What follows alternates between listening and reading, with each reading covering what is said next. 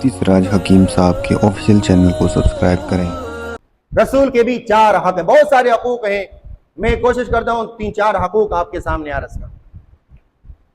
آپ صلی اللہ علیہ وسلم کے 4 حقوق ہیں مسلمانوں پر۔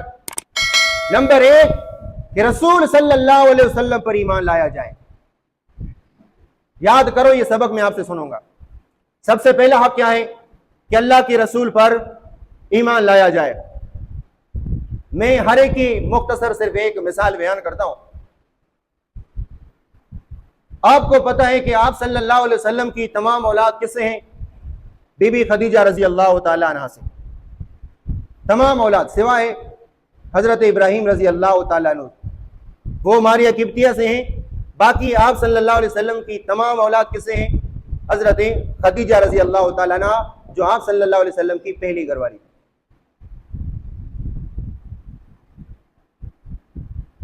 اور یہ بھی بات یاد رکھیں کہ آپ صلی اللہ علیہ وسلم کی تمام اولاد سوائے بی بی فاطمہ کی آپ صلی اللہ علیہ وسلم کی زندگی میں فوت ہو گئی، چاہے بچے تھے یا لڑکیاں تھیں، تمام اللہ کی نبی کی موجودگی میں فوت ہو گئے۔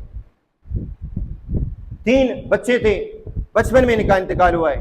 ایک کا نام عبداللہ جس کو طاہر طیب بولتے ہیں، ایک کا نام ابراہیم تھا اور ایک کا نام قاسم تھا۔ تبھی تو اللہ کے نبی کو فرماتے ہیں ابو القاسم۔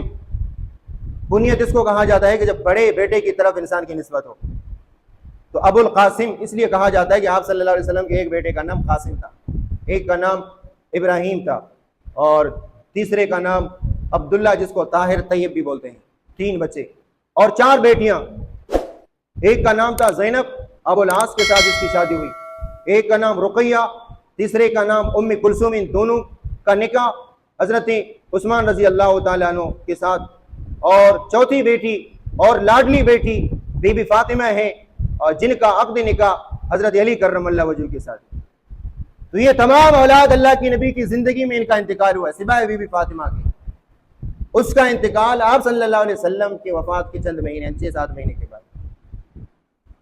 ایک مرتبہ خدیجۃ الکبریٰ رضی اللہ تعالیٰ عنہ کی ایک معصوم بچے کا انتقال ہوا۔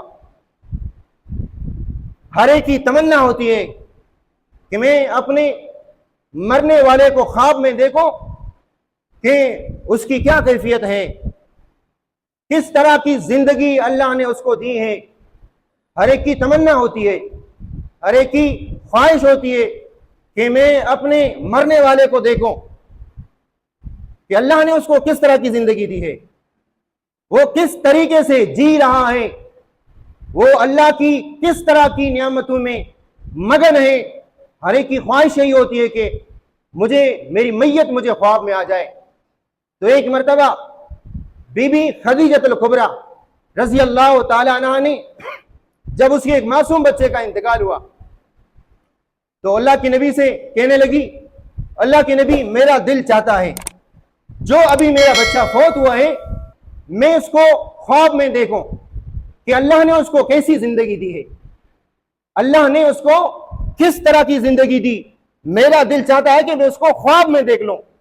اللہ کے نبی نے فرمایا، اگر میں اللہ سے دعا مانگو، اگر میں اللہ سے دعا مانگو اور اللہ میری دعا قبول کرے، تمام پردے ہٹ جائیں اور تم جنت کے اندر اپنے بچے کو کھیلتا ہوا دیکھے، تو یہ بات آپ کو یقین، اس بات کا آپ کو یقین ہوگا کہ نہیں ہوگا؟ تو بی بی خدیجۃ الکبریٰ کہنے لگی، اللہ کی نبی آپ نے جب فرمایا میرا بچہ جنت میں کھیل رہا ہے، میرا بچہ معصوم بچہ جنت میں کھیل رہا ہے جنتی بچوں کے ساتھ، بس آپ کا کہنا تھا، مجھے یقین ہو گیا۔ اب چاہے تمام پردے ہٹ جائیں، میں اپنے بچے کو جنت میں کھیلتا ہوا بھی دیکھ لوں، تب بھی میرے یقین اور ایمان میں ذرہ برابر فرق نہیں آئے گا۔ جو آپ نے مجھے کہا سمجھ لو کہ میں نے جنت میں اپنے بچے کو دیکھ لیا، ابھی دیکھ لو وہی ہوگا جو آپ نے خبر دی، میرے یقین میں ذرہ برابر فرق نہیں آئے گا۔ آپ کا خبر دینا ایسا ہے جیسا میں نے اپنے بچے کو جنت میں کھیلتا ہوا دیکھ لیا۔ اس کو کہتے ہیں یقین۔ اس کو کیا کہتے ہیں؟ حضرت علی کرم اللہ وجہ فرماتے ہیں، میں اگر جنت میں अल्लाह तबारक व ताला को देख लो। आपको पता है कि मोमिन जन्नत में अल्लाह तबारक व ताला का दीदार करेंगे। कुरान में अल्लाह तबारक व ताला कुरान मजीद में फरमाते हैं,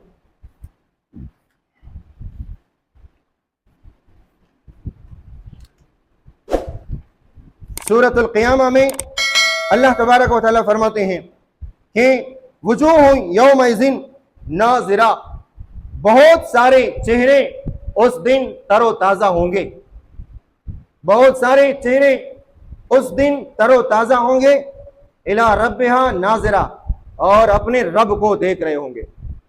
अल्लाह तबारक व ताला ये सआदत हमें भी नसीब फरमाए।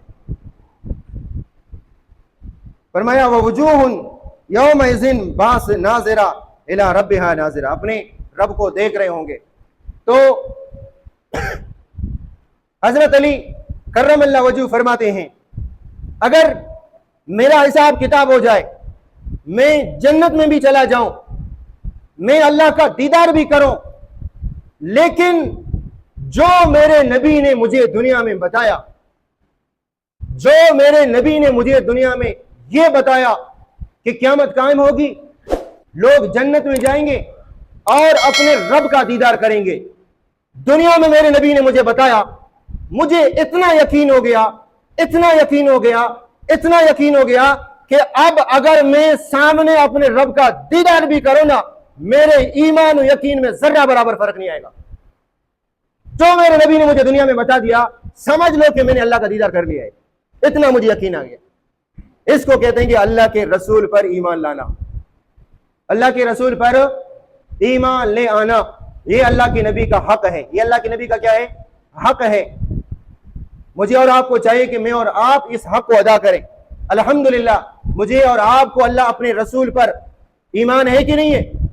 यकीनन हम अपने रसूल पर ईमान ला चुके हैं, और अल्लाह तबारक व तआला से दुआ है कि अल्लाह तबारक व तआला मरते तक इस ईमान को कायम दायम रखे। मरते दम तक अल्लाह तबारक व तआला इस ईमान को कायम दायम रखे कि हमारा ईमान रसूल सल्लल्लाहु अलैहि वसल्लम पर कायम दायम रहो, यहां तक कि हमारी रूह परवाज कर जाए।